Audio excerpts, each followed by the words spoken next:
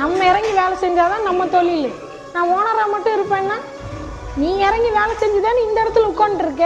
அப்போ புதுசாக வர்றவனுக்கு அதை சொல்லி கொடுக்கலன்னா அவன் எப்படி உட்காருவான்? கடைசி வரைக்கும் நீயே இங்கே உட்காந்துருப்ப. எல்லாரும் மண்டையை கழுவிட்டு அதுக்கெல்லாம் அப்புறம் உனக்கு வேலைக்கு ஆளவே தான் இருக்கும். அப்புறம் உள்ளே வந்து நெகட்டிவாக பேசினா நீ வேலையை விட்டு தாட்டுவேன். அப்போ நான் வேலைக்கு போனாதான் நான் நினச்ச நேரம் எவன் வேணா என்னை வேலையை விட்டு துரத்த முடியும். இதே நான் ஓனராக இருந்தேன்னா என்னை எவன் துரத்த முடியும்? நான் ஓனர் தான், நான் தான் வேலை செய்வேன், நான் தான் ஓனர். இருக்கிற வரைக்கும் வேலை செய்கிறேன். எல்லாரும் ஒரு நாள் சாவத்தான் போகிறோம். எல்லாருக்கும் ஏதோ ஒரு உடம்புக்கு வரதான் செய்யும். ஒன்றுமே செய்யாமல் இருந்து போகிறதுக்கு நான் எதையும் பண்ணி முயற்சி பண்ணி போயிட்டு போகிறேன் இல்லையா? இங்கே நானே வேலை செய்யணும்னு சொல்லலை, எல்லாரும் செய்யுங்க.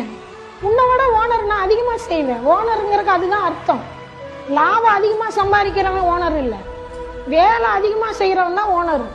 அந்த ஓனர் தான் ஜெயிப்பான் நாளைக்கு. அந்த ஓனர் தான் மேலே வருவான்.